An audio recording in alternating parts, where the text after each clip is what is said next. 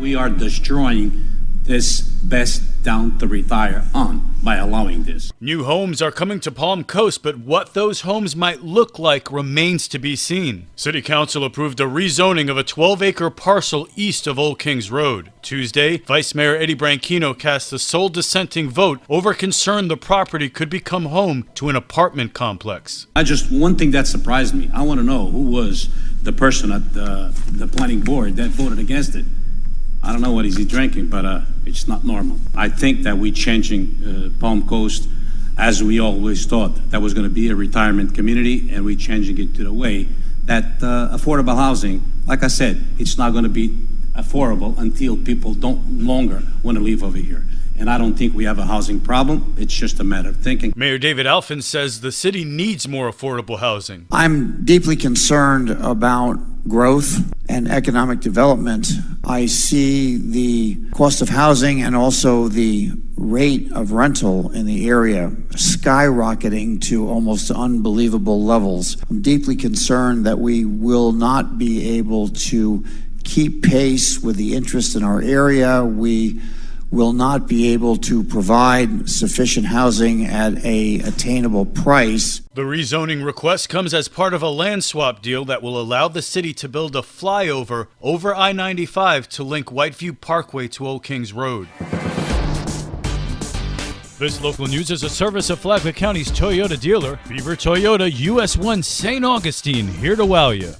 Flagler County Sheriff deputies arrest a pair of fugitives from Volusia County. Sheriff Rick Staley says the first fugitive was found while he was working at a county construction site. Deputies made their first arrest at the new operations center under construction when a day laborer working for a subcontractor was found to be wanted for failing to register as a sex offender.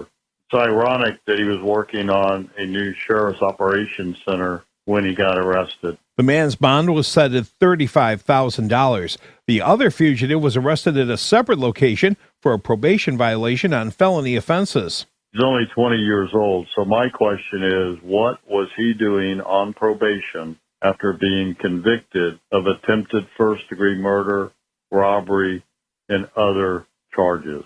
This is an indication of a broken criminal justice system. That man is now being held without bond. For Flagler's Morning News, I'm Rich Petchke. You can be a crime victim and be in Jacksonville. You can be a crime victim and be in Miami. You can be a crime victim and be in Palm Coast. All victims of crime in the state were welcome at the recent Survivors Speak event hosted in Palm Coast, aimed at empowering survivors of sexual assault, sexual abuse, and other crimes. Sabash Katil is the Florida State Director for the Alliance for Safety and Justice. Their flagship program, Crime Survivors for Safety and Justice, represents 8,000 victims of crime across the state. And we're really here looking at how to build a new vision for public safety in Florida, one that puts survivors at the center of conversations on public safety, pushes for more investments in healing, trauma recovery for crime victims, also right-sizing the justice system. So we're placing less emphasis on folks that haven't caused harm, and we're putting those resources into helping survivors and supporting survivors in their communities. Katil tells WNZF they also have a goal of reducing recidivism. We want to make sure that folks that are coming out of the justice system are coming out of the justice system better rather than worse, more likely to get back to work, more likely to support the family, more likely to create a safer Florida. Pastor Jerlyn Denny, who's also involved in the event and is a survivor of sexual assault and military sexual trauma, says the Survivors Speak event is about giving people a voice. We've been going to Tallahassee, just speaking up so our voices can be heard, because legislation often happens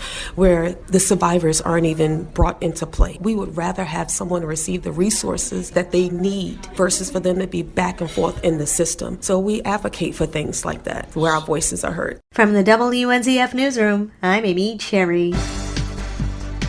Get ready to celebrate Independence Day with fireworks over the runways. Fireworks over the runways is happening on Sunday, July 3rd at the Flagler Executive Airport. This event is a collaboration between the City of Palm Coast, Flagler County Government, Flagler Executive Airport, and Flagler Broadcasting. Incoming Palm Coast Fire Chief Kyle Berryhill says safety is a top priority. So we have multiple locations prepared for all kinds of contingencies. We'll have a couple of medical response teams in our MERV golf carts there. We'll have pre-planned places where we would pick up and drop off with rescue units. We'll have some active firefighting crews on scene because fireworks. Gates open at 4 p.m. There will be a reading of the Declaration of Independence by city officials, food vendors, and more than 1,000 exploding shells will be part of the 20-minute fireworks show with a grand finale. Personal fireworks are prohibited. For Flagler's Morning News, I'm Karen Johnson.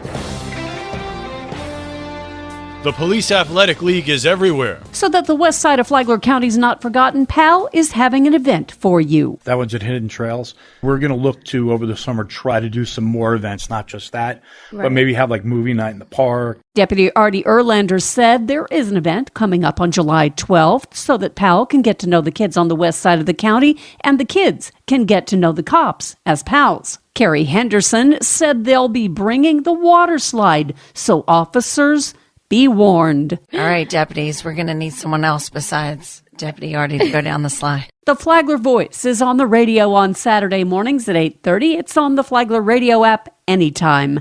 Tomorrow, more about PAL in Flagler County. From the WNZF Newsroom, I'm Deb Albertson. And now you're up to date on Flagler's Morning News. I'm Rich Carroll.